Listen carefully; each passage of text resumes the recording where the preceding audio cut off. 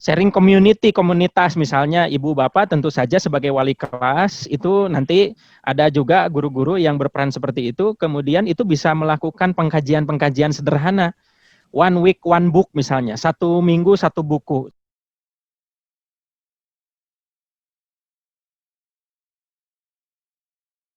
Beliau bernama Bapak Ari Rahmat Riyadi, pendidikannya S3, Sekolah Pasca Sarjana UPI, program studi bimbingan dan konseling, kemudian S2-nya juga bimbingan dan konseling, S1-nya di jurusan Psikologi Pendidikan dan Bimbingan.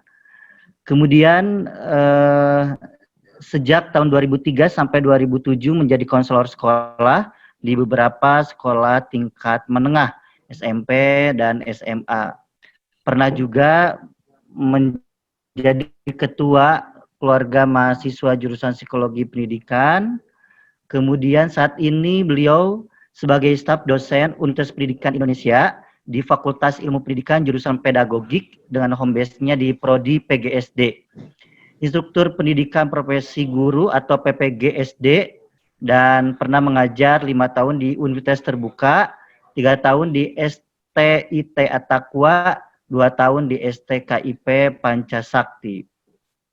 Beliau juga merupakan pembina kemahasiswaan dan kerjasama, kemudian ketua kelompok kajian bidang keilmuan pendidikan dan keSDan di Prodi PGSD Bumi Siliwangi, Departemen Pedagogik FIP UPI, serta pengelola Pusat Kajian Ilmu Pendidikan dan Keguruan FIP UPI.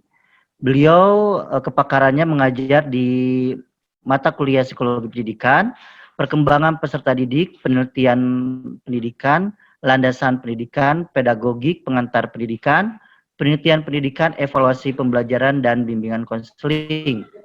Minat dalam penyelenggaraan penelitian beliau terkait bidang pendidikan, psikologi pendidikan, dan ilmu bimbingan dan konseling.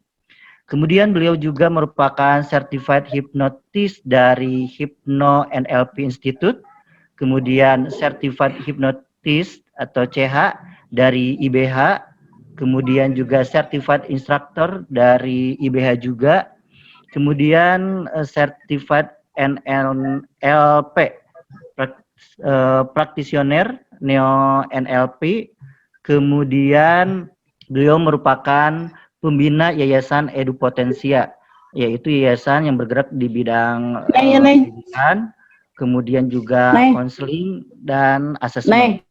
Kemudian juga beliau tercatat telah menyelesaikan sebanyak kurang lebih 196 kasus secara profesional.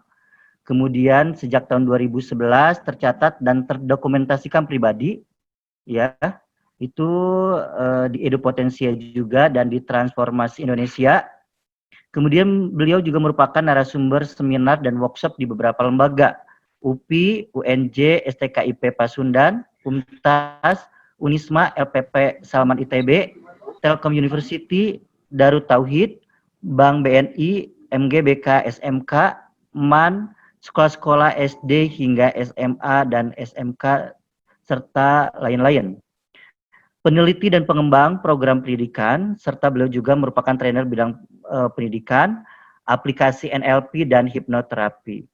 Bapak dan Ibu yang berkesempatan atau berkonsultasi bersama beliau bisa menghubungi di 081 320 234026 atau di email ari.riyadi@upi.edu. Baik Bapak dan Ibu, waktu kita saya berikan kesempatan Bapak Ari untuk menyampaikan pemaparan serta nanti kita akan diskusi mungkin 10 menit terakhir kita batasi sampai pukul 15.30 ya Bapak dan Ibu untuk bisa melaksanakan kegiatan yang lainnya. Kepada Bapak Ari Rahmat Riyadi MPD, saya persilahkan. Baik, bismillahirrahmanirrahim. Assalamualaikum warahmatullahi wabarakatuh. Yang terhormat Pak Edi, Kang Patah, Bu Surti, dan Ibu Bapak Kepala Sekolah yang pada kesempatan ini hadir. Insya Allah mudah-mudahan silaturahim kita di hari ini memperoleh ridho dari Allah Subhanahu wa taala. Alhamdulillah pada kesempatan ini kita bisa bertemu. Sholawat dan salam semoga tercurah pada junjungan kita Nabi Muhammad SAW, keluarganya, sahabatnya, dan kita dalam melangsungkan setiap aktivitas semoga selalu ada dalam keberkahan dari Allah Subhanahu wa taala. Ibu Bapak, sebetulnya tadi menunggu pembacaan CV itu merupakan sesuatu yang berat bagi saya, karena itu hanya hanya pernah lah istilahnya begitu, gara-gara silaturahim. Jadi kalau di hadapan saya sekarang tertampilkan Ibu Bapak, tentu saja dari waktu atau pengalaman yang sudah dilewati tentu lebih banyak dari Ibu Bapak. Oleh karena itu, sifat dari apa yang akan saya sampaikan adalah stimulan atau bahan diskusi yang nanti kita akan perdalam bersama. Mohon izin share screen, Kang Patah. Nah, ini apa namanya judul yang kurang lebih diangkat pada kesempatan ini, yaitu terkait dengan trilogi lingkungan pendidikan untuk optimalisasi perkembangan belajar anak usia sekolah dasar. Nah, apa ya, sebagai awalan tentu saja ini seperti apa dalam bahasa Sunda, mama tahan ngojai ka entog begitu ya. Karena ibu bapak lebih berpengalaman, apalagi tadi kalau dari sisi usia kan sudah lumayan lah gitu ya, sudah banyak begitu. Nah oleh karena itu mudah-mudahan ini bagian dari sharing, kemudian bahan stimulan tadi ya untuk diskusi, untuk kita perdalam bersama. Nah sebetulnya sama seperti tadi awal saya sampaikan, semua berawal dari silaturahim. Jadi Kang Patah itu ngontak saya. Ini saya kutip ya Kang Patah, mohon izin. Kang Ari bisa ngisi materi Zoom nih untuk para KS tentang program parenting sebagai support system layanan pendidikan di SD. Ya sebetulnya dengan judul ini selesai. Jadi motivasi utamanya adalah bahwa program parenting itu adalah dukungan sistem supaya layanan pendidikan di SD bisa tercapai secara optimal. Selesai, begitu ya.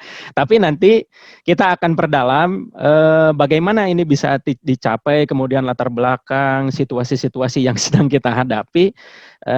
Nanti kita lihat apa kondisi yang existing condition yang kita sedang hadapi sekarang, begitu ya. Nah, oleh karena itu, substansi stimulannya saya kembangkan menjadi 4 hal. Yang pertama, digital versus pandemi COVID-19. Kemudian trilogi lingkungan pendidikan, peran keterlibatan orang tua, dan terakhir systemic parenting program. Jadi ujungnya ke parenting. Nah, tapi kita lihat situasinya dulu begitu ya. Nah, untuk yang pertama nih. Untuk yang pertama tentu ini Ibu Bapak sudah sering di seminar-seminar memperoleh penjelasan bahwa kita sedang pada situasi RI 4.0 atau revolusi industri 4.0, IoT lah ya, istilahnya itu Internet of Things, segalanya berhubungan dengan internet. Nah pagi tadi saya juga menguji peserta PPG, itu ada namanya sekarang uji komprehensif Ibu Bapak. Jadi sekarang sedang berlangsung PPG di UPI, itu semuanya 100% daring gitu ya. Kalau dilihat dari dampaknya yang di luar dari tujuan pembelajaran daring PPG itu, dampak yang tidak tercatatnya adalah admin pusat universitas masuk UGD. Ketua prodi PGSD sakit demam gitu ya. Beberapa orang sakit kepala gitu ya karena daring dan berhubungan terus dengan istilahnya internet gitu ya, berhadapan dengan layar. Ya Ibu Bapak juga ini nanti harus beristirahat karena ada konsep 20-20-20, 20-20-20 untuk menjaga kesehatan mata. Barangkali Ibu Bapak sudah tahu bahwa setiap 20 menit harus melihat ke depan, misalnya ke arah selain layar 20 detik dan 20 kaki atau sekitar 6 meter, itu juga harus dijaga gitu ya. Tapi ini tidak bisa kita hindari bahwa kita ada di situasi revolusi industri, semuanya via daring lah begitu ya, berhubungan dengan internet. Nah, selanjutnya itu ada karena situasi yang memaksa perkembangan Internet of Things tadi, segala sesuatunya berhubungan dengan internet, maka ada kompetensi digital yang harus dikuasai. Nah, ada 5 kompetensi digital, ini sumbernya dari UNICEF ya. Yang pertama itu bagaimana memanfaatkan digital ini sebagai informasi dan literasi data. Jadi data-datanya itu lengkap bisa diperoleh dari dunia digital. Saya pribadi misalnya membetulkan setrika beberapa bulan yang lalu itu dari YouTube. Bertanya ke YouTube, barangkali ada informasi, saya tinggal ngetik apa namanya setrika Miyako tidak panas. Itu ada petunjuknya bagaimana caranya di YouTube dan seterusnya. Nah, ini ada 5 secara detail ini gitu ya. Yang pertama bagaimana menguasai informasi dan literasi data. Bagaimana cara browsing, bagaimana cara searching, bagaimana cara memfilter data, kemudian bagaimana cara mengevaluasi data, bagaimana cara memanage data, konten-konten jangan sampai kita sering, kalau di grup keluarga istilahnya, kalau di anak muda, ibu bapak, grup keluarga adalah grup tempat hoax bermunculan, karena yang sepuh-sepuh sering main share, padahal beritanya kadang-kadang hoax begitu ya. Kadang-kadang kita juga masuk ke YouTube, mengetik anak SMA misalnya, ketik dengan kata tulisan anak SMA, yang keluar kadang-kadang suka lain-lain, apalagi kalau tidak difilter. Bahkan sekarang YouTube kan bebas dengan kata-kata kunci tertentu ketika diketik, dan di situ ada age restriction ya, dihadang dengan usianya sudah berapa, tapi kan yang mendaftarkan emailnya ibu bapak nih misalnya ya, orang tua dengan usianya yang cukup banyak, tapi HP digunakan oleh anaknya misalnya. Itu main yes nanti akan terbuka semua informasi yang mungkin belum waktunya untuk dilihat dan seterusnya. Nah, yang berikutnya adalah kompetensi digital, yang berikutnya adalah kemampuan untuk memanfaatkan ICT untuk komunikasi dan kolaborasi. Nah, kita banyak juga kitabisa.com, kemudian banyak hal lah ya, informasi sekarang ada beberapa yang mengatakan TV sudah dikuasai oleh kepentingan, oleh karena itu kita lari ke sosial media, ke Twitter, ke apa segala macam yang sifatnya orang bisa mengkomunikasikan sesuatu, bisa positif, bisa negatif, tetapi juga bisa dimanfaatkan untuk hal positif seperti kolaborasi dalam hal positif juga. Nah, di sini ada bagaimana berinteraksi, sharing digital gitu ya, sharing digital konten. Kemudian, nah ini nih menarik, 2.5 dari UNESCO sendiri berharap kompetensi komunikasi dan kolaborasi ada istilah baru yaitu netiquette, etika bernetizen. Nah, ada beberapa kasus yang salah menggerakkan jempolnya begitu ya, kemudian diposting, itu juga bisa jadi persoalan. Kemudian yang ketiga adalah digital content creator. Nah, sekarang para dosen nih, UPI sendiri sedang model pembelajarannya, perkuliahannya selama semester ini akan dilangsungkan daring. Nah, dosen sekarang pada membuat channel YouTube, begitu ya, membuat konten supaya tidak membosankan dan seterusnya dan seterusnya. Nah, bagaimana ini juga harapannya terjadi di anak didik kita begitu ya, dan diri kita sendiri sebagai pendidik. Kemudian safety, yang keempat itu adalah keamanan, terkait dengan digital konten juga keamanan. Hati-hati itu Bapak Ibu kalau megang, apalagi kepala sekolah ya, megang komputer sekolah, itu kan namanya PC, personal computer. Ada sekarang teknik-teknik tertentu kalau laptop kita, HP kita itu ada di tangan orang lain yang berkemampuan untuk mengkloning, itu bisa bahaya. Bahkan WhatsApp juga bisa dikloning kan. Ibu bapak sekarang berada di mana bisa diketahui. Misalnya, oh istri saya lagi ada di mana, saya tahu posisinya di mana supaya kita tidak berpapasan misalnya begitu ya. Nah, itu juga banyak begitu ya. Safety ini hubungannya juga kesehatan mental. Nah, kemudian melindungi dari lingkungan tidak baik, dari kan seperti ada istilahnya alam baru di dunia medsos itu yang realitanya kadang tidak seperti yang ditampilkan di Instagram dan seterusnya. Yang berikutnya adalah kompetensi digital menurut UNESCO harapannya sebagai alat problem solving. Nah, ini sebetulnya yang sangat diharapkan terutama dalam dunia pendidikan begitu ya. Nah, selanjutnya ini ada tuntutan-tuntutan ini. Menariknya ketika pandemi Covid datang, semua menjadi serba harus gitu ya. serba harus muncul, serba harus memang yang tadi itu serba iya begitu. Sampai kadang-kadang fisik kita tidak sebanding dengan kegiatan yang menuntut dihadiri gitu ya melalui kegiatan daring gitu. Tadi malam misalnya bisa rapat jam berapa, ini dan segala macam. Kadang-kadang tugas kita menjadi lebih banyak begitu ya. Nah, ini ada tuntutan COVID. Bagaimana hubungannya dengan siswa? Harapannya kita sekolah gitu ya harus melakukan assessment bagaimana melindungi siswa, bisa misalnya adakah Bapak Ibu di sebagai kepala sekolah misalnya sebuah program untuk melakukan assessment siswa-siswa yang terdampak COVID begitu ya. Yang pertama itu untuk melindungi siswanya begitu ya. Kemudian bagaimana nanti mengembangkan pendidikan yang melibatkan parental engagement, yang melibatkan orang tua dalam proses pembelajaran. Yang berikutnya bagaimana untuk menganalisis perlindungan sosial. Kadang-kadang kan misalnya ada pembelajaran yang harus melibatkan HP orang tua, kemudian anak menggunakan HP orang tua, pembelajarannya sebentar, sisanya main YouTube atau main yang lain. Nah, itu juga harus diperdalam, harus diteliti. Yang berikutnya adalah terkait dengan child well-being, kesejahteraan anak. Nah, apakah dalam masa pandemi ini atau pembelajaran daring ini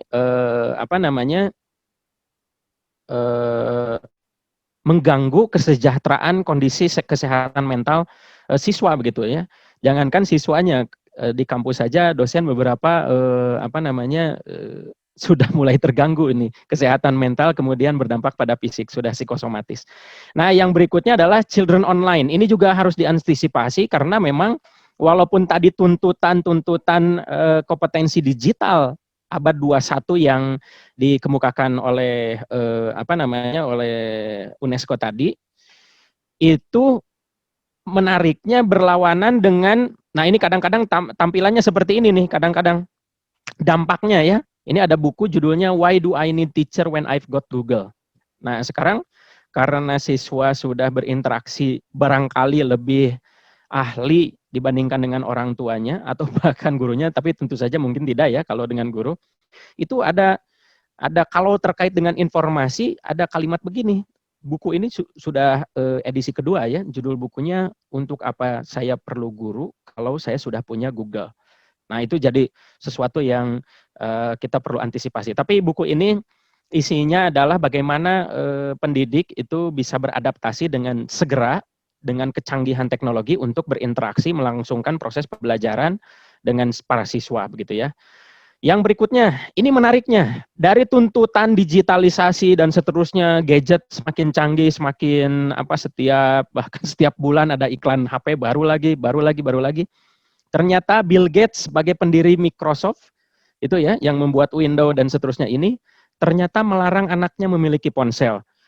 Kemarin saya menyimak paparan dari Ibu Siti ya, bahwa lingkungan keluarganya sangat melarang interaksi dengan ponsel misalnya. Atau misalnya dulu ada program sebelum pandemi COVID ini, ada program bagaimana supaya anak-anak tidak berhubungan dengan gadget pada jam-jam tertentu. Nah, ini menurut Bill Gates juga, ternyata anak-anaknya itu dilarang memiliki ponsel sebelum usia tertentu karena beliau mengatakan kami menentukan waktu di mana anak-anak tidak boleh menatap layar gadget. Ini membantu mereka agar bisa tidur di jam yang wajar. Nah, selain Bill Gates yang membuat iPad, iPhone, iMac dan lain-lain, ini Steve Jobs juga larang anaknya. Jadi dua tokoh besar teknologi melarang anaknya bermain gadget hasil temuan mereka begitu ya.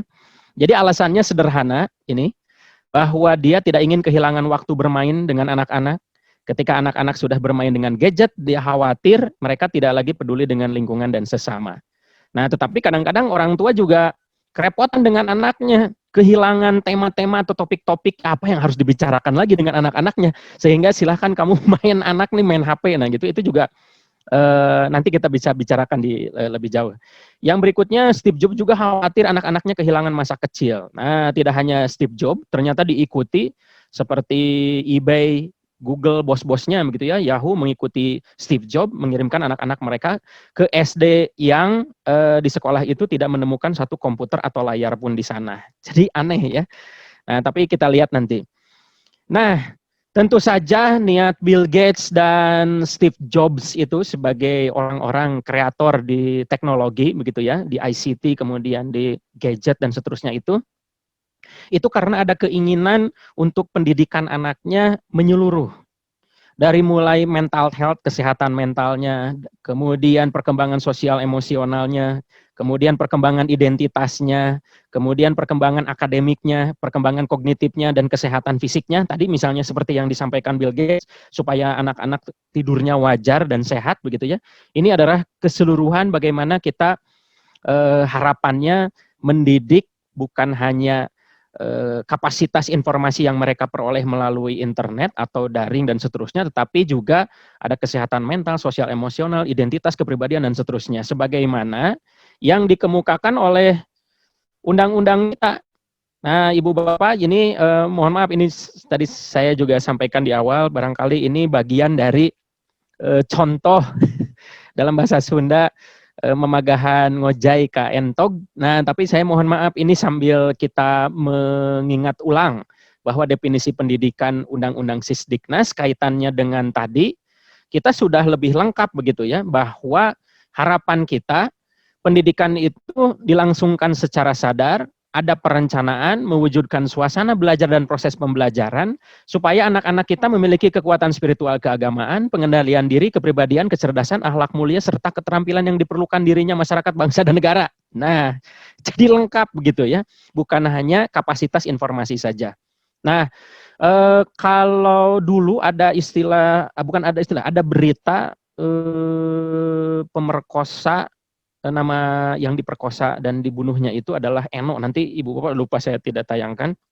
Itu ada kasus di mana si korban itu diperkosa, kemudian melalui alat apa ya, saluran rahimnya ditusuk oleh cangkul. Duh, sayang saya tidak lihatkan begitu ya, tapi itu ada fotonya di mana-mana, Ibu Bapak masih bisa googling. Ternyata siswa yang melakukan itu adalah siswa yang berprestasi. Diberitakan di website itu oleh Tempo, Detik, Okezone, dan seterusnya. Itu memberitakan dengan kalimat, ternyata pembunuh Eno adalah siswa berprestasi. Nah, kemudian kalimat yang digunakannya adalah, ternyata pembunuh sitas kemampuan kognitif saja pada ranking. Padahal ini ya, ada kekuatan spiritual keagamaan yang diharapkan muncul, pengendalian diri, kepribadian, kecerdasan, akhlak mulia, dan keterampilan yang diperlukan dirinya masyarakat, bangsa, dan negara. Kata kunci yang berikutnya, prasyaratnya adalah ada usaha sadar, ada perencanaan untuk mewujudkan suasana belajar dan proses pembelajaran, walaupun daring, walaupun pembelajaran melalui WA, pelajaran melalui Google Classroom, Edmodo, Quizzes, Kahoot, dan lain-lain, tetap harus ada interaksi emosional antara anak didik dan peserta didik, sehingga suasana belajar dan proses pembelajaran itu peserta didik aktif mengembangkan kelengkapan tadi yang sudah diamanatkan. Yang berikutnya tentu saja di pasal 3-nya itu lebih jelas lagi, harapannya anak didik kita itu beriman, bertakwa, berakhlak mulia, sehat, berilmu cakap, menjadi warga negara yang demokratis dan bertanggung jawab. Nah, ternyata kaitannya dengan topik yang akan kita bicarakan ini, di undang-undang yang sama, bagian kedua dan bagian ketiga ada pasal 7, pasal 8, pasal 9, itu terkait dengan orang tua dan peran masyarakat. Nah, begitu ya. Yang pertama pasal 7 nih, ayat 1, orang tua berhak berperan serta dalam memilih satuan pendidikan dan memperoleh informasi tentang perkembangan pendidikan anaknya. Jadi kalau misalnya nanti orang tua, wali kelas dan segala macam bertanya tentang perkembangan anak saya gimana, bukan hanya rankingnya, itu adalah haknya pada pasal 7 ayat 1. Tapi yang pasal 7 ayat 2-nya, orang tua dari anak yang usia wajib belajar berkewajiban memberikan pendidikan dasar kepada anaknya. Jadi semua orang tua, ini ada undang-undangnya begitu ya. Kalau ada orang tua yang menelantarkan, melanggar pasal 7 ayat 2, tentu ada proses hukum dan seterusnya. Kalau di luar negeri itu tegas sebetulnya. Kemudian bagian ketiga ada hak dan kewajiban masyarakat, bahwa masyarakat juga berhak berperan dalam menentukan perencanaan, pelaksanaan, pengawasan, dan seterusnya. Pasal 9-nya berkewajiban memberikan dukungan sumber daya. Nah, jadi kalau di referensi-referensi berbahasa Inggris atau misalnya dari beberapa pakar menyampaikan, itu ada istilah family, school, and community partnership. Jadi 4 frase itu, 4 kata itu di dalam satu frase, ada family, keluarga, school, sekolah, community, masyarakat, partnership, kemitraan. Nah, ternyata di undang-undang kita sudah sangat lengkap. Nah, apa hubungannya dengan tadi, undang-undang dan segala macam? Saya ingin mengarahkan pada konsep lingkungan perkembangan anak. Nah, karena di situ ada family, ada keluarga, ada school, lingkungan sekolah, dan community atau masyarakat. Sebetulnya ada satu teori dari teori Bonfrand-Brenner, ini tentang teori ekologi. Bahwa seorang anak itu, ini ya, ada di 4 level, bahkan 5 level di ujungnya itu kronosistem lingkungan perkembangan. Yang pertama, di lingkungan mikrosistem. Di mikrosistem itu ada family-nya, ada nuclear family, keluarga inti, ada ayah, ada ibu. Kadang-kadang yang disebut broken home itu bukan hanya tidak lengkap ayah ibu, tetapi ada broken home fungsional ibu bapak. Broken home fungsional itu kalau kalau ayah dan ibu atau kelengkapan keluarga itu tidak berjalan, tidak menjalankan fungsi-fungsinya. Hadirnya ayah tidak dirasakan oleh anak, hadirnya ibu tidak dirasakan oleh anak, hadirnya kakak dan segala macam itu broken home fungsional. Kemudian di bagian mikrosistem juga ada sekolah berhubungan langsung dengan siswa. Peers, teman sebaya, tetangga main, daycare, ya kalau anaknya disimpan di daycare, kemudian organisasi religius seperti tempat pengajian, gereja gitu ya. Kemudian health service, layanan kesehatan, posyandu dan segala macam di lingkungan masyarakat itu di konteks mikrosistem. Nah, inilah lingkungan mikro yang akan berpengaruh terhadap perkembangan anak secara langsung. Yang kedua ada mesosistem. Mesosistem ini hubungan antara mikrosistem dengan eksosistem. Eksosistem itu apa? Eksosistem adalah extended family dan neighbors. Jadi keluarga yang diperluas, mungkin di situ ada kakek nenek, neighbors, tetangga, itu mempengaruhi family, mempengaruhi teman sebaya, mempengaruhi organisasi religius seperti masjid dan segala macam, itu akan berpengaruh terhadap anak secara tidak langsung. Itu meso ya. Jadi perantara antara eksosistem ke mikrosistem. Kemudian dewan sekolah, ya, nah itu juga berpengaruh kepada sekolah. Kalau yang lebih sering konflik itu begitu ya, ini rahasia umum. Dewan sekolah dengan sekolah atau misalnya pihak yayasan dengan pihak sekolah itu tidak pernah ceritanya jarang rukun lah begitu ya. Nah, itu berpengaruh juga kalau ketidak rukun misalnya paling contoh sederhana pihak yayasan tidak rukun dengan sekolah dengan guru akan mengekspresikan kepada siswa prestasi siswa tidak bagus misalnya, tidak mencapai tujuan yang diharapkan. Yang berikutnya adalah government agency, RT RW-nya, kemudian social service, layanan di masyarakatnya. Mass media juga ekosistem. Nah, sekarang media massa yang lebih dekat lagi bisa ada di kamar-kamar anak kita, ya itu tadi melalui gadget.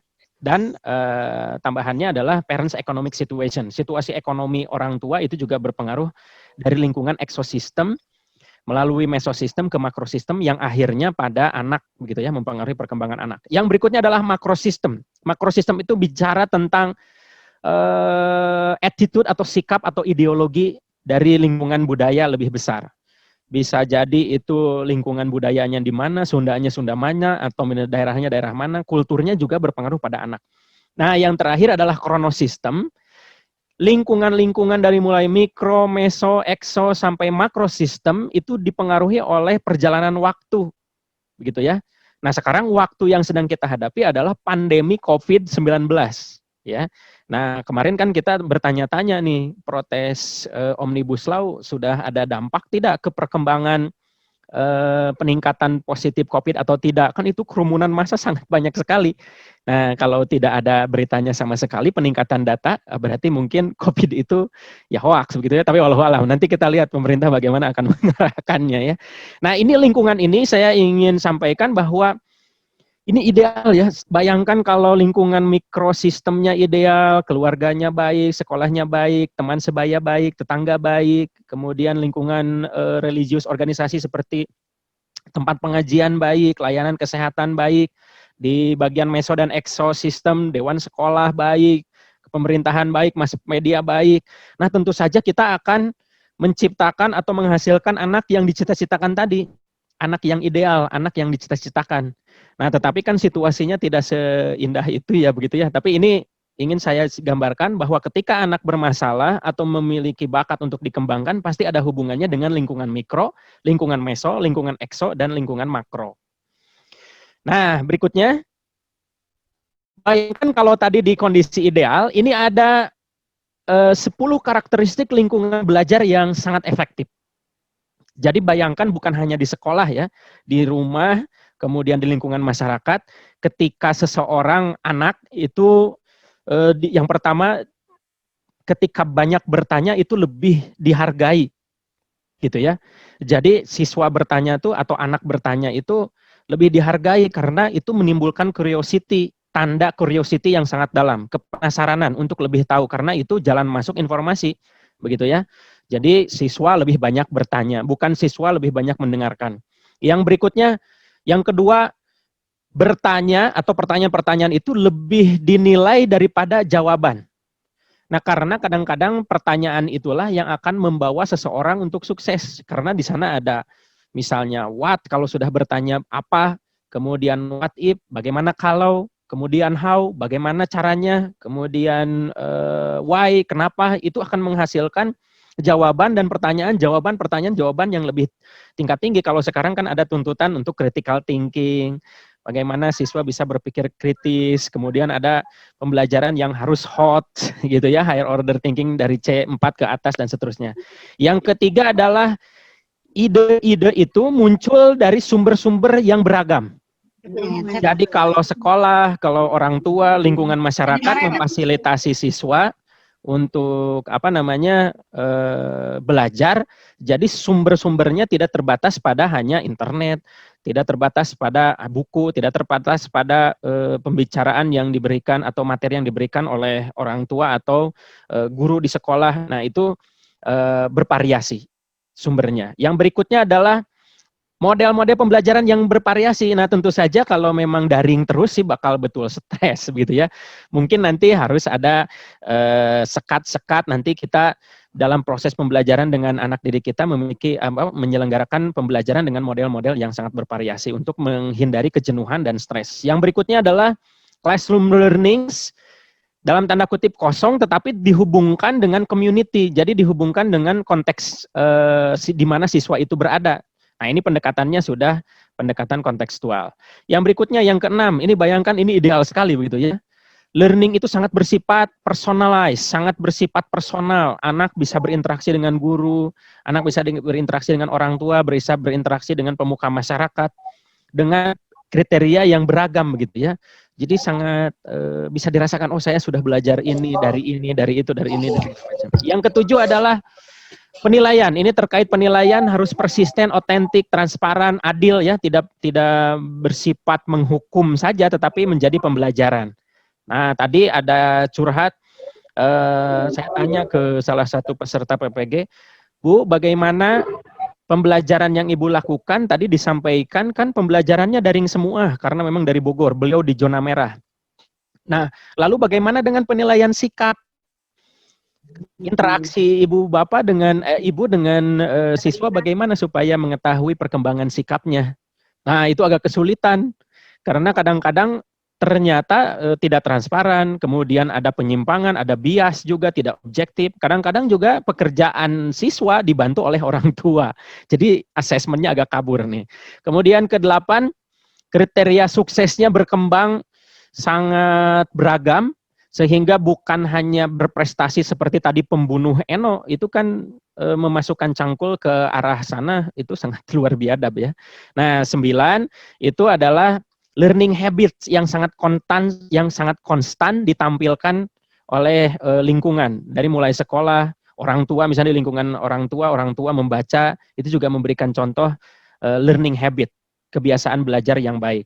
Yang berikutnya adalah yang terakhir, ada kesempatan untuk berlatih dan berkembang bagi para siswa secara kreatif. Nah, ini adalah idealnya 10 karakteristik lingkungan yang efektif. Mudah-mudahan berlangsung dari mulai pimpinan sekolah menampilkan ke-10 ini, lingkungan, Bapak Ibu gurunya, dan lingkungan masyarakat serta orang tua. Nah, selanjutnya trilogi itu apa? Nah, ada beberapa teoretik atau konsep begitu ya, ada yang mengatakan trilogi lingkungan pendidikan, ada tripusat pendidikan sama saja, tetapi yang disepakati memang yang 3 tadi itu sebagai inti dari pengembangan kapasitas belajar anak, yaitu sekolah, masyarakat, dan keluarga. Nah, ini masuknya ke orang tua nih, parent. Nah, ini barangkali di wilayah Ibu Bapak sudah mendengar suara azan asar. Saya mohon izin untuk tetap lanjut karena azan itu panggilan sholat, tidak untuk diam saja begitu ya. Jadi kita manfaatkan waktunya. Oke, jadi inilah trilogi lingkungan pendidikan harus ya ini juga ya tadi ini juga apa sih ini kan sudah tahu Ibu Bapak begitu ya. Nah, kita masuk ke lingkungan keluarganya. Nah, apa peran orang tua di dalam proses pembelajaran terkait dengan sekolah? Yang pertama adalah menghadiri kegiatan-kegiatan sekolah, attend school events. Yang kedua, gunakan gaya parenting yang efektif. Kalau secara konseptual, gaya mendidik orang tua atau parenting itu ada demokratis, ada permisif, ada otoriter, ada autoritatif dan seterusnya. Nah, kita gunakan atau orang tua harapannya berperan menggunakan gaya parenting tertentu yang sangat efektif untuk anak didiknya. Yang berikutnya mendorong atau mengembangkan self esteem, harga diri, dan mendorong untuk memotivasi. Ini peran orang tua, ini seluruhnya peran orang tua yang tadi saya sampaikan bisa jadi broken home fungsional kalau ini tidak dilakukan. Tidak mendorong harga diri, tidak meningkatkan motivasi, tidak memfasilitasi pengalaman belajar, tidak mengajak diskusi, orang tua gagap untuk membuka komunikasi dengan anaknya bicara apa begitu ya, sehingga anaknya diserahkan kepada monster satu mata, yaitu televisi atau gadget gitu ya. Nah, kemudian memonitor tugas-tugas sekolah. Nah, anak saya juga ada 2 yang sedang belajar daring juga begitu ya. Itu komunikasi dengan gurunya, kemudian difoto ininya dikirimkan segala macam, ini juga bagian dari peran orang tua. Yang berikutnya adalah membuat struktur belajar dan mendorong anak sendiri itu untuk pembelajaran gitu ya, support learning. Kita juga harus memang memfasilitasi kalau anak ingin banyak atau memiliki minat banyak baca ya tentu saja harus disediakan banyak buku. Yang berikutnya adalah efektif komunikasi yang efektif di rumah, kemudian dengan masyarakat, kemudian mendorong bahwa belajar itu sebagai sesuatu yang penting di dalam keluarga. Ini adalah nilai-nilai peran dari orang tua terkait dengan sekolah untuk mewujudkan anak didik yang dicita-citakan tadi. Selanjutnya, nah ini ada beberapa asumsi dasar terkait dengan keluarga, bahwa semua keluarga itu ingin semua anaknya sukses. Beberapa literatur ingin anaknya solehah begitu ya. Bentar, ini saya matiin dulu. Nah, oke. Yang kedua adalah asumsi dasar yang kedua adalah perkembangan dari kesejahteraan anak itu ada hubungannya dengan keluarga. Dan seluruh segmen masyarakat harus mendukung keluarga untuk pengembangan dari siswanya.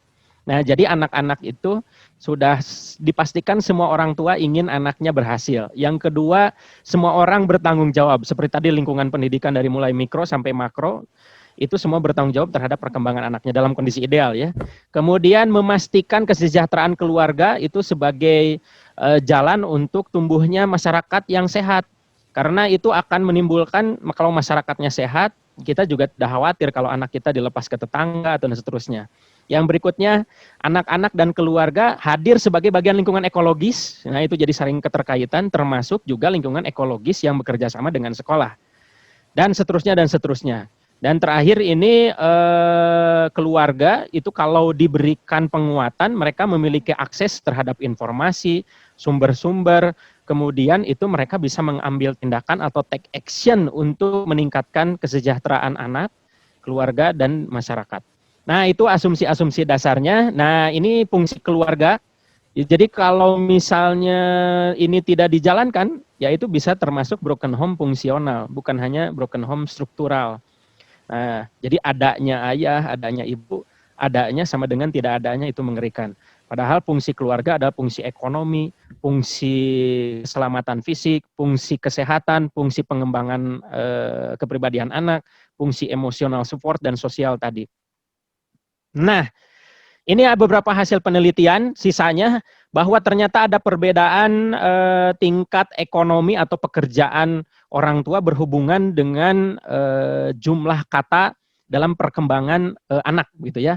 Bisa dilihat bahwa kata-kata yang dimiliki atau diksi atau kata-kata yang dimiliki anak itu dipengaruhi oleh status pekerjaan orang tua ternyata ya. Jadi ini ternyata orang-orang yang profesional, orang tuanya dibandingkan dengan kelas pekerja rendahan, mohon maaf, misalnya dibandingkan dengan kategori bawah, itu ternyata yang profesional ini memiliki anak-anaknya gitu ya, memiliki jumlah kata atau diksi lebih banyak, vocabnya lebih banyak.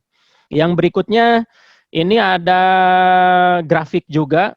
Kalau yang orang tuanya terdidik, misalnya tingkat tertentu, itu anak-anaknya memiliki vocab juga lebih banyak gitu ya, dibandingkan dengan, oh ini gambaran yang tadi, tapi dilihat dari usia per bulan, sampai usia 36 bulan. Nah, itu ini ingin digambarkan bahwa semakin educated, semakin terdidik orang tua, itu semakin baik anaknya begitu ya, perkembangan anaknya, salah satunya dari jumlah diksi atau kata-kata yang dimilikinya untuk berkomunikasi. Begitu. Kemudian kita masuk karena orang tua tidak memiliki pemahaman parenting, tidak memiliki kapasitas ilmu pengetahuan tentang mendidik anak yang sama, ada kondisi-kondisi yang tidak ideal, barangkali tadi low income-nya, kemudian latar belakang pendidikannya yang sangat bervariasi, maka ini masuk di akhir, maka perlu ada program parenting, begitu ya. Ini ujungnya memang ke sini. Apa itu program parenting? Program parenting itu asumsi dasarnya adalah bahwa parenting itu bisa dipelajari dan bisa ditingkatkan melalui pendidikan parenting. Nah, itu asumsi dasarnya. Karena tidak ada sekolahnya, ya memang ini juga dulu pada saat perumusan mata kuliah di Prodi PGSD, saya sempat mengajukan dan itu disetujui sampai tingkat fakultas, tapi di tingkat universitas mental karena ya mungkin itu dirasa tidak perlu. Ternyata sekarang banyak buku tentang parenting, ada prophetic parenting, ada lembaga parenting apa, ada pelatihan parenting apa. Nah, seyogianya ini juga diselenggarakan oleh sekolah atau lembaga pemerintah yang berkewenangan begitu. Karena asumsi pertamanya adalah parenting is learned. Jadi parenting itu bisa dipelajari dan bisa ditingkatkan melalui pendidikan parenting. Kemudian penelitian dan pengetahuan tentang parenting itu akan mendukung perkembangan positif dari anak begitu ya, yang akan tumbuh secara eksponensial. Jadi kalau parentingnya baik, maka perkembangan atau ya bagi ibu bapak akan mudah sebagai pendidik karena di rumahnya juga sudah ada kerjasama. Dan sekarang kita disadarkan bahwa peran orang tua kembali menjadi sesuatu yang sangat penting. Bukan berarti sekarang guru menyerahkan, giliran orang tua. Nah, tetapi memang dari dulu juga orang tua harus berperan penting. Nah, sekarang kita disadarkan. Nah, jadi secara esensial, informasi parenting atau pelatihan parenting atau program parenting itu sangat dibutuhkan oleh orang tua, parents, begitu ya. Nah, apa yang menjadi konten parenting, pendidikan parenting itu yang pertama berhubungan dengan sesuatu yang harus dikembangkan. Bagaimana orang tua memiliki keterampilan untuk bagaimana meningkatkan unsur kognitif, perkembangan sosial anak, kemudian kesehatan mental anak, kemudian perilaku kepribadian anak, dan bagaimana cara mempraktekkan. Ada satu buku di rumah, ini saya ada One Minute Mother. Nah, ada buku bagus itu, One Minute Mother, One Minute Father, One Minute for Yourself, macam-macam itu sudah diterjemahkan, nanti dicari di Gramedia. Itu bagaimana ada teknik marah kepada anak, begitu ya.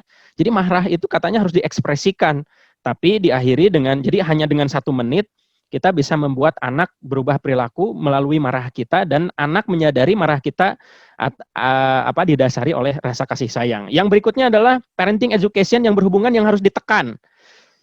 Yang pertama adalah parenting stress. Ya, kita banyak dilihat di YouTube, kemudian di tampilan-tampilan meme, di video-video singkat yang tersebar di WA, ada orang-orang tua yang stres mengajarkan anaknya, yang berdampak juga pada anaknya yang stres belajar dengan orang tuanya. Nah, ini harus di-decrease, harus ditekan. Itu kita parenting bisa mengembangkan program seperti itu. Yang berikutnya adalah bagaimana untuk mengurangi child abuse dan penelantaran. Karena ada saja orang tua yang, apalagi kalau di usia-usia SD gitu ya, itu ada istilah kalau psikoanalisis luka batin. Apa yang dibentakkan kalau itu negatif kemudian diekspresikan secara serius, itu akan menjadi identitas anak. Seolah-olah dilecehkan, kemudian ditelantarkan, mungkin konsep diri anak, self esteemnya nanti akan terserang. Nah, oleh karena itu, itulah peran pendidikan parenting untuk mendikris atau untuk mengurangi perilaku-perilaku negatif tersebut. Itu sebagai contoh, Ibu Bapak. Nah, yang berikutnya ini hasil penelitian terhadap 2.200 partisipan di Amerika tentu saja. Ini kemungkinan besar kalau diteliti sama juga di kita, bahwa di sini hasil risetnya 83% orang tua dari berbagai background setuju bahwa parenting itu bisa dipelajari. Makanya banyak lembaga-lembaga yang sekarang banyak melakukan pelatihan parenting dan segala macam, seandainya saja bukan lembaga-lembaga itu, tapi sekolah memfasilitasi parenting kepada orang tua di sekolah sambil bekerja sama mewujudkan community partnership tadi, kemitraan yang positif, nah itu akan lebih baik. Yang berikutnya adalah 69% orang tua menyampaikan seandainya jika saya tahu lebih awal strategi yang positif ketika melakukan parenting, mendidik anaknya, mereka akan menggunakan itu. Nah, jadi ada ekspektasi di atas 50%, 70% bahwa orang tua itu nunggu nih, harus bagaimanakan anaknya, begitu ya. Seandainya mereka sudah tahu dari awal, mereka akan melakukan itu. Jadi orang tua sangat menunggu kegiatan program parenting ini. Dan yang terakhir, 54%, ini lebih dari 50%, orang tua berharap, berdoa, berwish gitu ya, nge-wish gitu, berharap mereka memiliki strategi yang lebih baik untuk menjadi orang tua yang lebih baik. Nah, ini adalah dasar-dasar hasil riset bahwa program parenting itu penting. Karena parenting education atau pendidikan parenting itu adalah program-program, layanan-layanan dukungan atau sumber-sumber yang diberikan kepada orang tua atau wali yang didesain atau dirancang untuk meningkatkan rasa percaya diri, untuk mengembangkan siswa, memfasilitasi mereka tentang keterampilan, pengetahuan, strategi yang berhubungan dengan parenting. Bagaimana mendidik anak supaya anak berkembang dan melakukan pendidikan anak secara positif dalam rangka menjalin hubungan yang sangat positif. Nah, jadi harapannya memang ini sebagai permintaan, ini saya ingin menekankan bahwa inilah latar kenapa pentingnya pendidikan parenting, dan alhamdulillah Pandawa sudah memulai itu. Dan ini juga dari sisi konten ini kadang-kadang ingin ini nih, jadi belajarkan orang tua untuk membenarkan bagaimana cara time out. Time out itu kalau di Indonesia kan bagaimana cara memanfaatkan hukuman dan reward begitu ya. Kemudian kita juga kalau bisa mengajarkan tentang bagaimana orang tua merespon secara konsisten kepada anak-anaknya. Kadang-kadang orang tua juga tidak konsisten, kadang-kadang mengatakan, nah jangan begitu, tapi melakukan apa yang dilarang. Nah, itu juga perlu. Yang berikutnya mengajarkan orang tua bagaimana berinteraksi secara positif, hadir seutuhnya, berkomunikasi dengan anak tanpa gadget. Kadang-kadang ya kita ngobrol dengan anak, kita masih megang HP, dan kadang-kadang kita juga berharap anak juga berkomunikasi dengan kita tanpa HP, tapi kita berkomunikasi dengan anak kita pakai HP. Nah, gitu. Itu juga bagaimana kita berinteraksi secara positif. Yang berikutnya bagaimana orang tua bisa mempraktikkan sesi-sesi yang tadi, minimal tidak ada kegagapan tema apa nih, mau bicara apa dengan anak sampai bingung begitu ya, sehingga anak kadang-kadang diserahkan kembali kepada monster satu mata. Nah, ini ternyata hasil penelitian ini terakhir, ada program nih ya ke 6.453 keluarga, bahwa program yang dilakukan ketika dilakukannya hanya 2 kali kunjungan per bulan itu dampaknya sangat sedikit. Tapi kalau program parenting itu misalnya ya dilakukan 3 kali atau lebih, itu memiliki dampak yang sangat baik. Jadi Harapannya mudah-mudahan tercapai. Nanti program parentingnya susunannya bisa kita mempertimbangkan kontennya apa. Nah ini Pak Patah salah satunya dikenal sebagai narasumber apa ya Pak Patah mindful parenting. Bagaimana menjadi orang tua yang eling dan sadar gitu ya, judul pelatihan Pak Patah gitu ya. Itu kita bisa cek kontennya apa saja yang diperlukan. Kemudian delivery metode penyampaian kepada orang tuanya seperti apa? Apakah kita undang atau via apa begitu ya? Kemudian dosisnya juga jangan sampai kesannya kita menggurui atau apa segala macam. Yang berikutnya nanti juga harus dicek bukti-bukti bahwa kegiatan parenting ini berdampak baik pada siswa atau tidak perlu ada evaluasinya. Dalam jangka panjang juga dilihat dari cost-nya, penganggaran dan seterusnya. Nah, pada akhirnya apapun programnya, program parenting ini tentu saja niatnya harus baik, tetapi kita juga harus lihat mana yang berhasil, mana yang tidak sebagai bahan evaluasi. Saya kira itu Pak Patah mudah-mudahan mencapai tujuan yang Pak Patah pesankan. Ya. Terima kasih. Ya, terima kasih Pak Ari. Jadi bukan pesan saya ini. Jadi apa namanya tuh asbabun nuzulnya itu pada saat kami tim Pandawa Dinas Pendidikan Kota Bandung ini menghadap ke Ibu Wali Kota Umi Odet, beliau menyampaikan bagaimana bahwa program parenting ini bisa dilaksanakan, bisa diterima, bisa dilakukan oleh banyak orang. Nah, kemudian kami menyampaikan bahwa yang bisa kita lakukan itu adalah di bawah kewenangan Dinas Pendidikan, dan kemudian bagaimana dengan adanya tim Pandawa tingkat kota ini menjadi stimulasi bagi setiap sekolah, baik negeri maupun swasta, baik PAUD, SD maupun SMP, untuk melaksanakan program parenting, sehingga kekhawatiran orang tua yang stres, kemudian anak yang mendapatkan kekerasan oleh orang tua ini bisa dihindari gitu. Jadi harapannya adalah bahwa karena kami tidak mungkin untuk bisa menjangkau semua orang tua dalam sekaligus, apalagi dalam kondisi seperti ini. Oleh karena itu kita ingin menyampaikan bahwa satuan pendidikan ini akan lebih baik, bahwa program parenting ini menjadi supporting system pada layanan sekolah dasar, sehingga bisa dimulai difikirkan bagaimana dari mulai sekarang sampai nanti program parenting apa di sekolah masing-masing yang bisa dilaksanakan. Itu Pak Ari, jadi bukan. Iya. Iya. Sama-sama. Gitu. Jadi WA-nya dari Kang Patah. Iya, dari. Siap. Iya. Jadi itu Bapak paling, dan Ibu, ya. Mangga. Bapak dan Ibu, makanya di sini sengaja memang di minggu ini tuh minggu kedua, Bapak dan Ibu sasarannya adalah kepala sekolah SD negeri dan swasta, dan kami harus melaporkan kepada Ibu Wali Kota untuk menyampaikan bagaimana perkembangan pelaksanaan Pandawa ini. Setelah kemarin kalau untuk SD ini sudah sampai pada SD di zona B, itu seperti itu. Nah, baik Bapak Ibu Kepala Sekolah SD negeri maupun swasta di Kota Bandung, apabila ada hal yang ingin disampaikan atau ditanyakan pada narasumber kami, kepada Bapak Ari, mangga dipersilakan langsung saja diaktifkan mic-nya gitu. Mangga, atau kalau misalkan mau via chat juga bisa dituliskan di chat biar nanti saya bacakan. Nah itu. Ada Bapak Ibu Kepala Sekolah? Sambil menunggu Pak Ari, ini biar kita juga jelas sebetulnya kalau parenting terutama di sekolah dasar itu apakah bentuknya itu harus seminar? Kan kadang kita punya persepsinya kalau parenting itu ya kita seminar kayak tablik akbar gitu, atau seperti apa sebetulnya parenting di SD itu, Pak Ari? Pak Patah. Oh iya, salam Pak Amung ya? Ya. Mangga Pak Amung.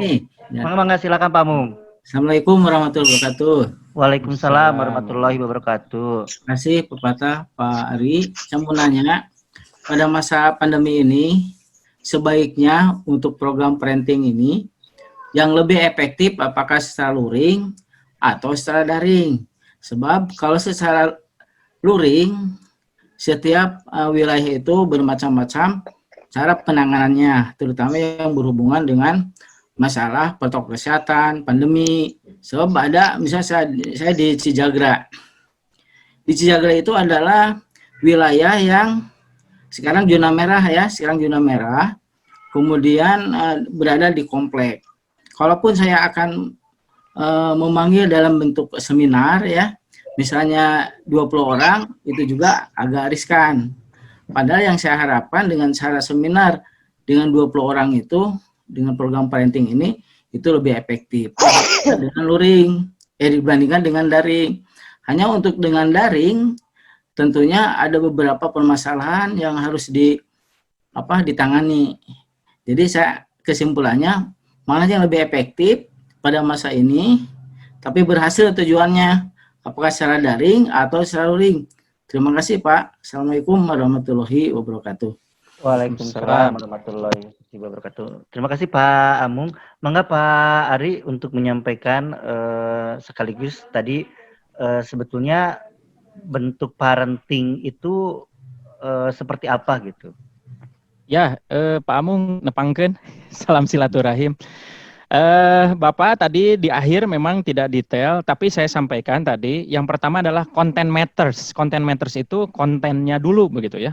Nah, bagaimana cara menentukan konten? Tentu saja kita harus melakukan assessment, analisis kebutuhan. Kira-kira orang tua butuh apa? Nah, kalau misalnya tidak dilakukan melalui survei kepada orang tua, nah bisa juga dengan ibu bapak guru yang juga punya pengalaman sebagai orang tua juga barangkali begitu ya. Seperti saya mengajar, tapi ya istri saya mengajar misalnya. Tapi juga harus di satu sisi menjadi orang tua yang anaknya juga belajar daring. Nah kita survei kira-kira butuh apa untuk menentukan konten. Nah kalau misalnya nanti hasil surveinya bicara tentang bagaimana cara menghadapi anak yang tidak disiplin. Nah, tentu saja itu bagian dari konten. Masuk nih, bagaimana cara mendisiplinkan anak.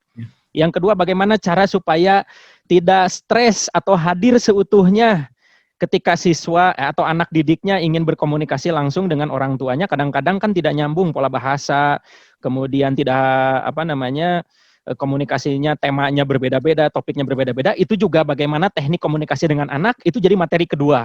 Jadi kesimpulannya yang pertama, assessment. Lakukan analisis kebutuhan dulu terkait konten matters. Yang kedua, yang tadi di PowerPoint saya sampaikan adalah metode. Nah, metodenya. Nah, ini terkait dengan yang Bapak tanyakan. Nah, apakah mau seminar atau mau luring, mau daring? Tentu saja kalau daring, sebagaimana kita ketahui, menggunakan perangkat media yang itu syaratnya cukup banyak. Yang pertama, infrastruktur gadgetnya apakah dimiliki atau tidak oleh orang tua. Tapi kalau misalnya di wilayah kota tentu saja tidak seperti tadi pagi saya nguji, itu ada yang dari Garut mana, kemudian susah, itu tidak ada sinyal sampai harus berlari dulu ke tempat yang ada dekat dengan sinyalnya dan seterusnya. Tapi insya Allah media itu bisa tetap efektif kalau nanti bisa dikomunikasikan cara penyampaiannya, metode delivery-nya, cara menyampaikannya, metode yang digunakan oleh narasumber atau terkait dengan konten yang dipilih begitu ya. Nah, jadi mau daring atau luring tentu saja bagi zona merah tidak boleh mengadakan kumpulan-kumpulan begitu ya Ibu Bapak. Jadi sebaiknya daring tapi harus efektif juga. Seperti yang kita lakukan sekarang, lebih banyak mungkin nanti diskusi, kemudian praktek, mencontohkan, mendemonstrasikan narasumbernya cara-caranya yang efektif berdasarkan teoretik dan pengalaman. Ya. Gitu paling Pak. Ya, jadi kasih, Pak. Kita manfaatkan teknologi yang ada kita sekarang begitu. Terima kasih Pak. Sami-sami Pak. Ya, terima kasih Pak Amung dan Pak Ari. Bapak Ibu ada lagi yang akan menyampaikan ini berkaitan dengan program parenting. Jadi memang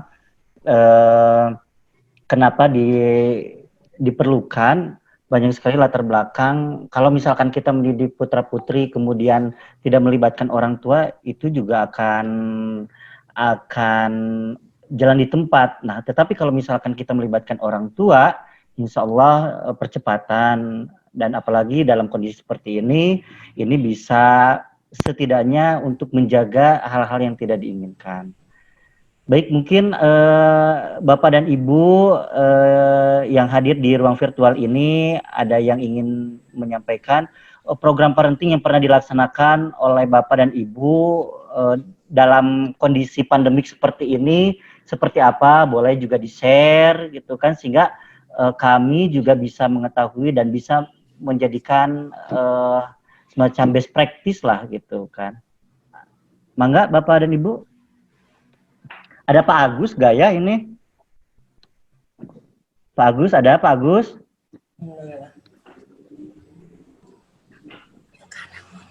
Ada atau yang lain yang akan bertanya? Bapak Ibu Kepala Sekolah? Paling tinggal eksekusi, Pak Patah. Jadi Ya. alhamdulillah mungkin nanti materinya akan saya kirimkan untuk dikaji bersama. Jadi harapannya Ibu Bapak melakukan analisis kebutuhan dulu. Salah satu analisis kebutuhan selain terkait dengan konten tadi adalah analisis pendanaan. Nah, gitu ya. Karena tadi kita bisa menentukan what works, what not gitu ya. Apa yang akan berjalan berhasil atau tidak. Dan kemudian pemilihan konten itu akan berdampak pada pemilihan narasumber. Kemudian ya kalau sumber-sumber informasi banyak, seperti tadi yang saya tunjukkan, itu juga saya kutip dari Google juga. Karena begini Ibu Bapak, tadi ada buku yang saya tunjukkan, Why do we need teacher when we have Google? Nanti lama-lama kalau siswa sadar, tidak perlu guru atau tidak perlu orang tua terkait dengan informasi, nah tentu saja itu tidak kita inginkan. Nah, tapi kita juga harus berkompetisi, berkolaborasi, memanfaatkan sumber-sumber informasi ini untuk dimanfaatkan. Oleh karena itu, memilih konten, kemudian memilih narasumber, kemudian melakukan pendanaan, tetapi itu sebetulnya tidak seribet itu. Kadang-kadang bisa dilakukan oleh sharing komunitas, misalnya Ibu Bapak tentu saja sebagai wali kelas itu nanti ada juga guru-guru yang berperan seperti itu, kemudian itu bisa melakukan pengkajian sederhana, 1 week 1 book misalnya, 1 minggu 1 buku. Tadi yang saya referensikan misalnya ada 1 minute mother, 1 minute teacher, itu ada bagaimana menjadi orang tua 1 menit. Jadi 1 menit marah, 1 menit memberikan penghargaan, jangan sampai nanti memberikan penghargaan bisa delay, atau memberikan hukuman bisa delay. Nah kan itu bahayanya kalau dalam teori behavioristik, kalau kita delay memberikan penghargaan atau memberikan hukuman, perilaku yang ditargetkan tidak akan terjadi.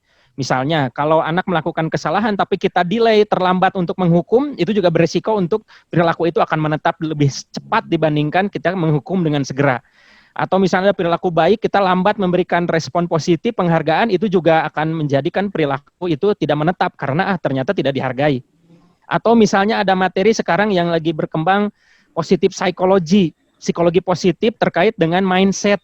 Ibu Bapak barangkali sudah tahu di mindset itu ada 2, fixed mindset dan growth mindset. Itu hasil risetnya hanya dari sekedar pujian, bagaimana cara memuji.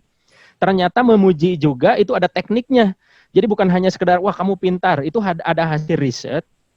Bagaimana 2 kelompok anak-anak dipisahkan dari 200 anak, dipisahkan 100-100, kelompok A dan kelompok B, di kanan dan di kiri. Yang satu itu diberikan tes yang sama, A dan B itu diberikan tes yang sama di tahap 1, tesnya itu tes yang mudah. Kemudian diberikan pujian, kelompok A diberikan pujian, wah bagus kamu, memang kamu mah pintar. Nah itu dipuji karena label. Yang kedua, yang kelompok B itu dipuji karena usahanya, wah bagus, ini soal pasti kamu mengerjakannya dengan sungguh-sungguh, kamu berupaya terbaik sehingga soal ini bisa dijawab dengan baik. Dipuji karena upayanya.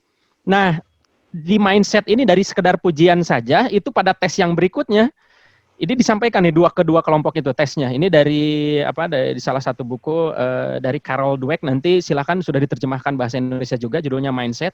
Hasil risetnya di tahap kedua, si anak kelompok A tadi yang dipuji label disampaikan.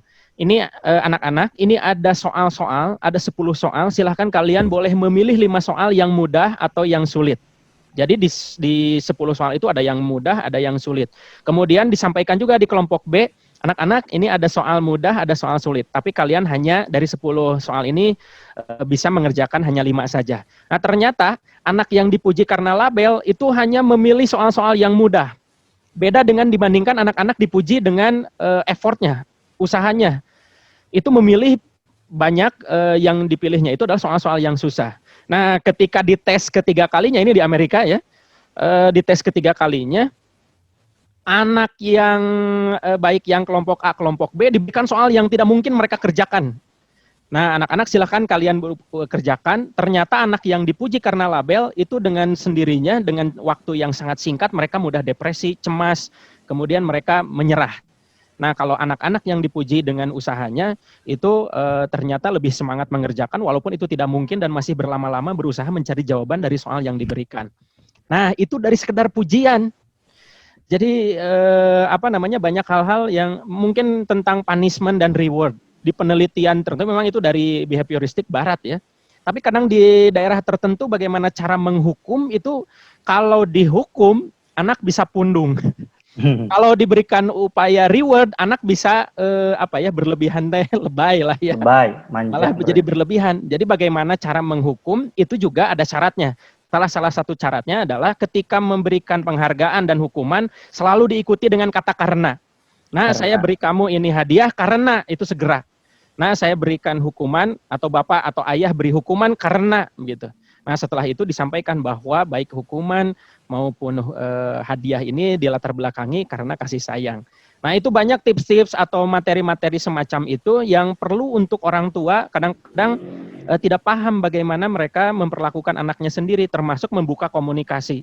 Hadir seutuhnya. Nah, materi hadir seutuhnya itu Kang Patah biasanya ya, materi mindful parenting. Nah, itu Bapak Ibu barangkali nanti harapan saya PowerPoint yang bagian slide-slide terakhir itu bicara tentang program, bagaimana cara memulai, tadi dengan assessment, penentuan konten, penentuan narasumber, yang tadi narasumber bisa diatasi dengan salah satunya memanfaatkan wali kelas, dengan teknik one week one book, kita bahas buku parenting 1 minggu untuk di-share dengan orang tua. Jadi bukan saja anak didiknya saja yang diajari oleh para wali kelas ini, tetapi juga orang tuanya sharing begitu ya.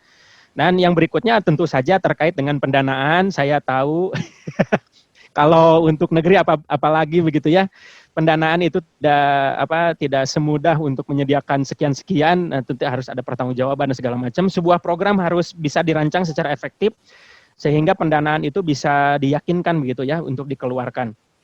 Minimal Ibu Bapak untuk Permen 11 barangkali Bapak Ibu sudah tahu Permen 111. Permen 11 tahun 2014.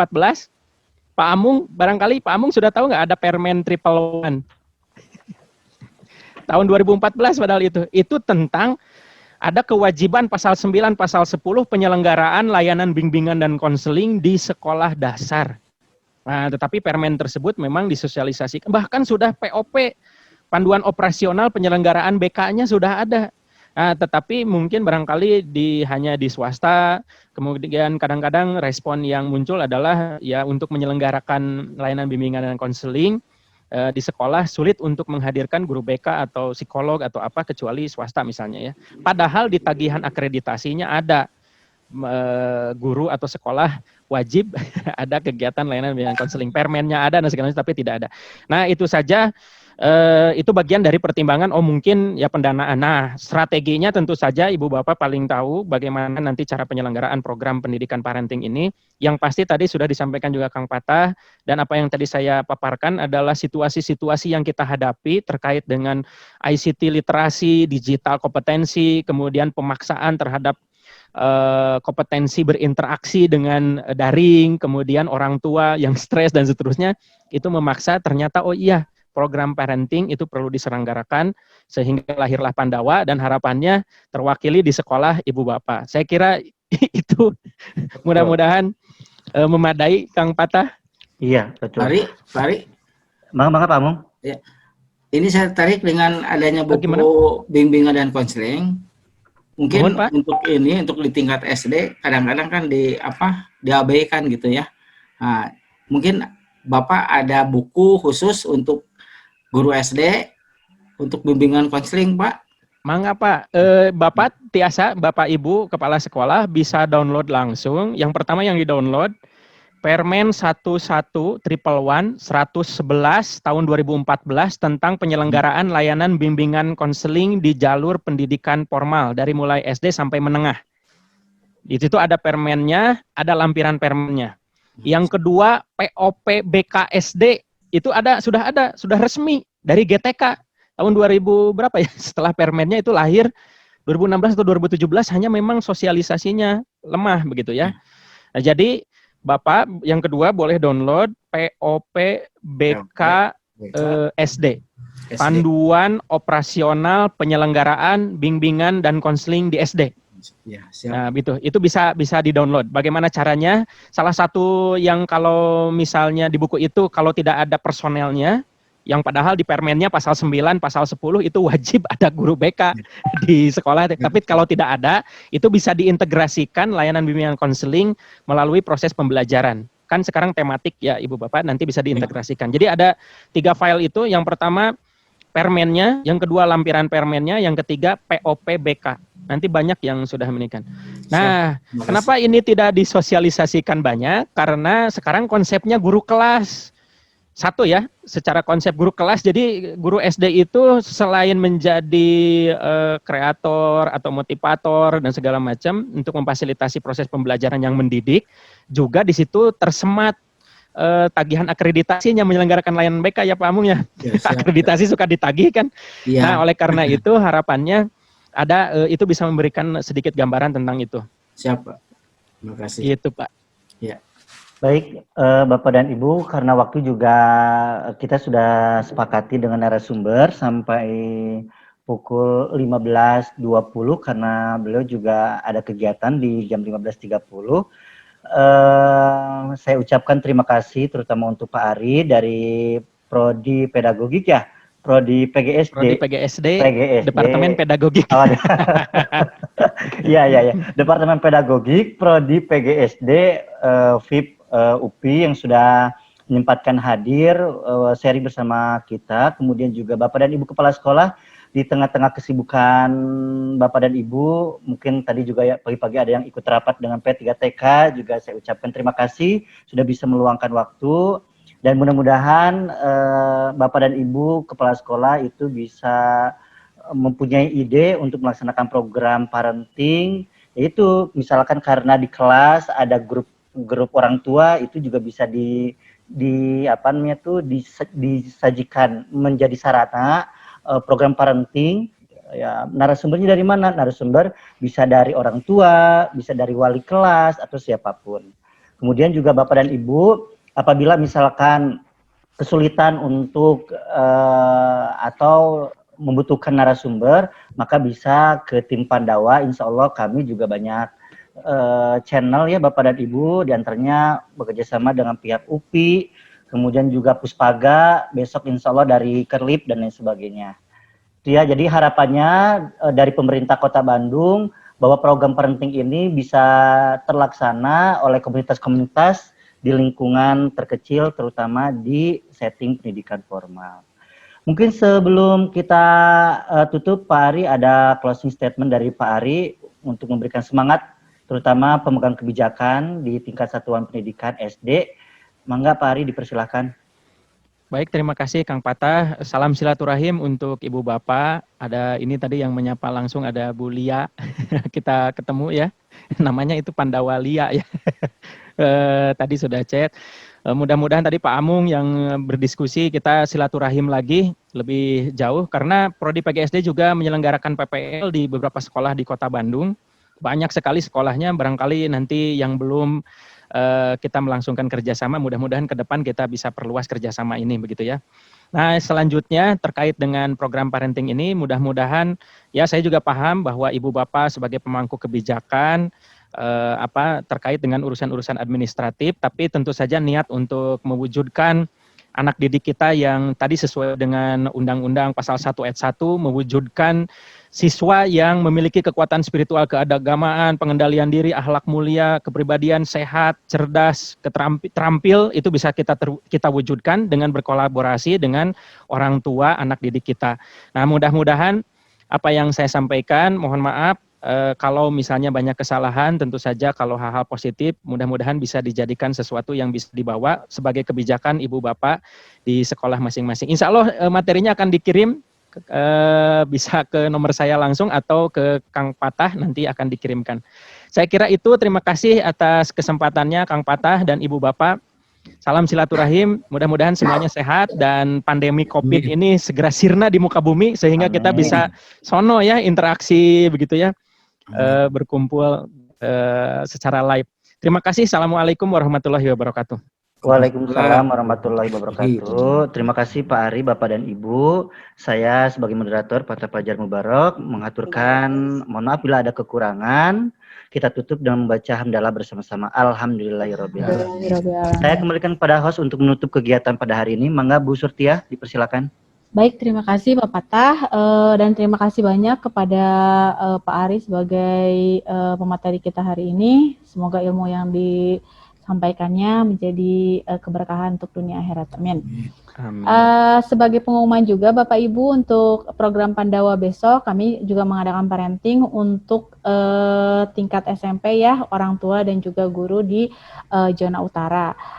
Mungkin di antara Bapak Ibu ada saudara ataupun misalkan Bapak Ibu juga sebagai orang tua yang memang ada di zona tersebut, mangga besok ada parenting juga dengan tema orang tua bahagia selama pandemi ini ya. Ini sangat membantu kita untuk agar tidak stres gitu ya. Mudah-mudahan besok bisa banyak juga yang hadir.